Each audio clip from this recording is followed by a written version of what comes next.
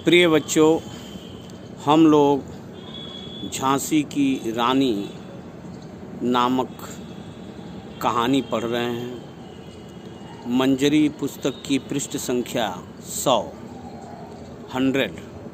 खोल लीजिए और एकदम ऊपर शब्दों को देखिए और मेरे साथ ही शुद्ध उच्चारण शब्दों का करते हुए कहानी को पढ़ने का प्रयास करें। साथ ही मैं कठिन शब्दों का अर्थ भी बताता रहता हूँ। कलम और कापी खोल कर रखें और उन कठिन शब्दों का अर्थ भी लिखते रहें। समाचार मिलते ही रानी ने इस तोप खाने का प्रबंध किया। इतने में ही ब्रिगेडियर स्मिथ, जो अंग्रेज ब्रिगेडियर था, फौज का बहुत बड़ा अधिकारी, ब्रिगेडियर स्मिथ ने अपने छिपे हुए पैदलों को छिपे हुए स्थानों से निकाला। पैदल सैनिकों को उनके छिपे हुए स्थानों से निकाला। वे संगीनी सीधी किए, यानी बंदूक के आगे एक चाकू नुमा चीज़ लगी होती है जिसे संगीन कहते हैं। संगीने सीधी किए रानी के पीछे वाली पैदल पलटन पर दो पार्श्वों से, यानी दोनों ओर से झपटे। पेशवा की पलटन घबरा गई, उसके पैर उखड़े, भाग उठी। रानी ने प्रोत्साहन उत्तेजन दिया, परंतु उनके और उस भागती हुई पलटन के बीच में गोरों की संगीने और हुजरों के घोड़े आ चुके थे। अंग्रेज़ों की कड़ाबीनें, संगीनें और तोपें पेशवाई सेना का संहार कर उठी। पेशवा की 2 तोपें भी उन लोगों ने छीन ली। अंग्रेजी सेना बाढ़ पर आई हुई नदी की तरफ बढ़ने और फैलने लगी। रानी की रक्षा के लिए लाल कुर्ती सवार अटूट शौर्य, यानी पराक्रम, वीरता और अपार विक्रम दिखलाने लगे। विक्रम माने भी वीरता होता। न कड़ाबीन की परवाह, न संगीन का भय, और तलवार तो मानो उनको ईश्वरीय देन थी। उस तेजस्वी दल ने घंटों अंग्रेज़ों का प्रचंड सामना किया। रानी धीरे धीरे पश्चिम दक्षिण की ओर अपने मोर्चे की शेष, यानी बाकी सेना के साथ मिलने के लिए मुड़ी। यह मिलान लगभग असंभव था, क्योंकि उस भागती हुई पैदल पलटन और रानी के बीच में बहुसंख्यक हुजर सवार और संगीन बरदार पैदल थे। परंतु उन बचे खुचे लाल कुर्ती वीरों ने अपनी तलवारों की आड़ बनाई। रानी ने घोड़े की लगाम अपने दांतों में थामी और दोनों हाथों से तलवार चलाकर अपना मार्ग बनाना आरंभ कर दिया, यानी शुरू कर दिया। दक्षिण पश्चिम की ओर सोन रेखा नाला था। उसके आगे बाबा गंगादास की कुटी के पीछे दक्षिण और पश्चिम की ओर हटती हुई पेशवाई पैदल पलटन मुंदर रानी के साथ थी। अगल बगल रघुनाथ सिंह और रामचंद्र देशमुख, पीछे कुंवर गुल मोहम्मद और केवल 20-25 अवशिष्ट, यानी बाकी शेष लाल सवार। अंग्रेज़ों ने थोड़ी देर में इन सबके चारों तरफ घेरा डाल दिया। सिमट कर उस घेरे को कम करते जा रहे थे, परंतु रानी की दुहत्थू तलवारें आगे का मार्ग साफ करती चली जा रही थीं। पीछे के वीर सवारों की संख्या घटते घटते नगण्य हो गई, यानी न गिनने योग्य, नाम मात्र को रह गई। उसी समय तात्या ने रुहेली और अवधी सैनिकों की सहायता से अंग्रेज़ों के व्यूह पर प्रहार किया। तात्या कठिन से कठिन व्यूह में होकर बच निकलने की रण विद्या का पारंगत पंडित था। अंग्रेज़ थोड़े से सवारों को लाल कुर्ती का पीछा करने के लिए छोड़कर तात्या की ओर मुड़ गए। सूर्यास्त होने में कुछ विलंब था। लाल कुर्ती का अंतिम सवार मारा गया। रानी के साथ केवल 4 सरदार और उनकी तलवारें रह गईं। पीछे से कड़ाबीन और तलवार वाले 10-15 गोरे सवार, आगे कुछ संगीन वाले गोरे पैदल। रानी ने पीछे की तरफ देखा। रघुनाथ सिंह और गुल मोहम्मद तलवार से अंग्रेज सैनिकों की संख्या कम कर रहे थे। एक और रामचंद्र देशमुख दामोदर राव की रक्षा की चिंता में बर्ताव करके लड़ रहा था। रानी ने देशमुख की सहायता के लिए मुंदर को इशारा किया और स्वयं संगीन बरदार की हूल रानी के सीने के नीचे पड़ी। उन्होंने उसी समय तलवार से उस संगीन बरदार को खत्म कर दिया। हूल करारी थी परंतु आंतें बच गई। रानी ने सोचा, स्वराज्य की नींव बनने जा रही हूँ। रानी का खून बह निकला। उस संगीन बरदार के खत्म होते ही बाकी भागे।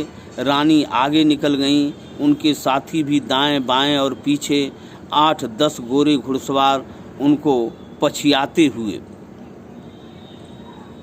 रघुनाथ सिंह पास थे। रानी ने कहा, मेरी देह को अंग्रेज न छूने पाए। गुल मोहम्मद ने भी सुना और समझ लिया। वह और भी जोर से लड़ा। एक अंग्रेज सवार ने मुंदर पर पिस्तौल दागी।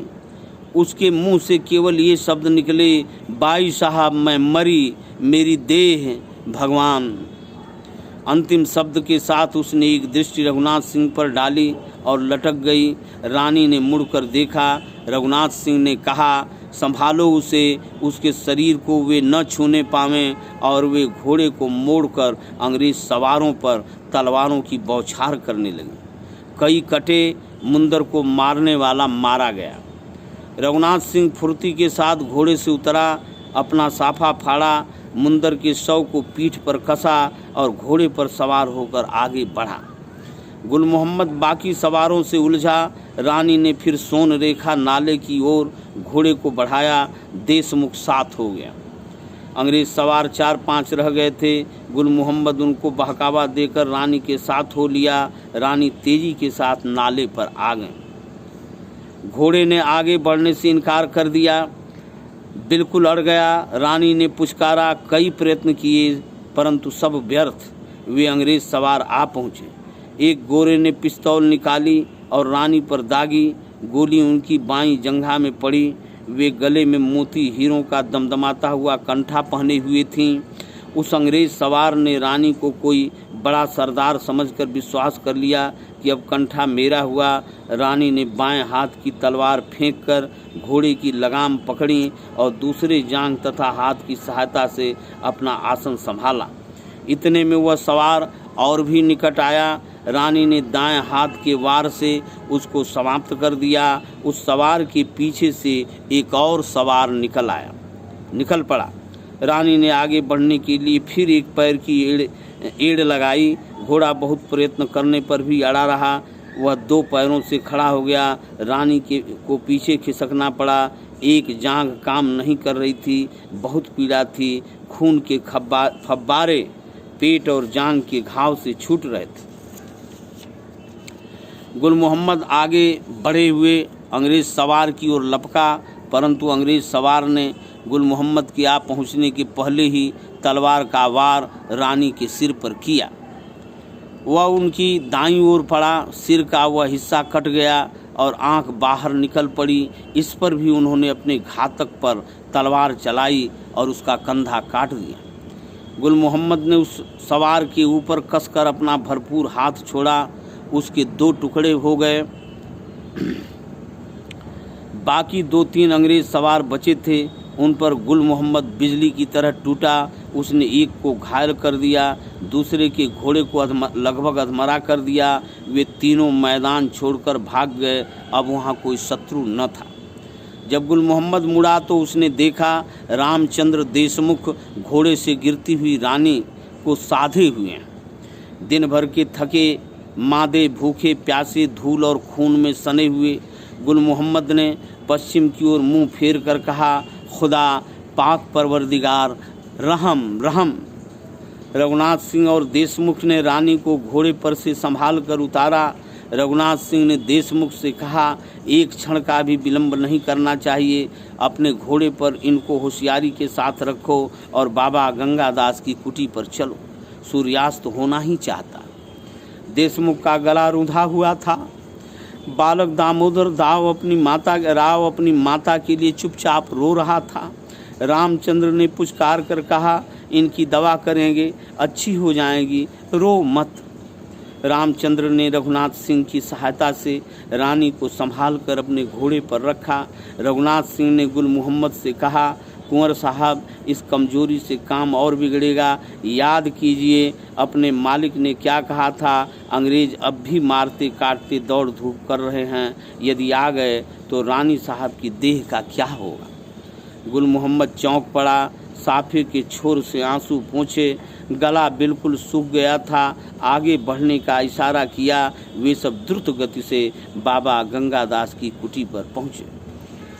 चूँकि शुरुआत में ही बताया जा चुका है कि प्रसिद्ध उपन्यासकार और कहानीकार वृंदावन पद्म भूषण वृंदावन लाल वर्मा ने पूरा एक लंबी कहानी, जिसे उपन्यास कहते हैं, झांसी की रानी लिखा है।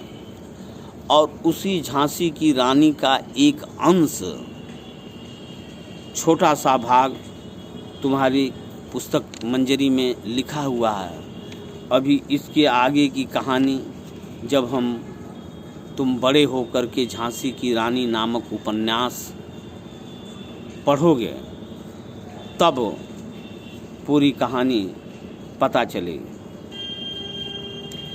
अब मैं आशा करता हूँ कि इसका 101 पेज पर 103 पेज पर शब्दार्थ लिख डालोगे और कल जो इसमें प्रश्न अभ्यास हैं उसकी चर्चा हम लोग कल विधिवत करेंगे।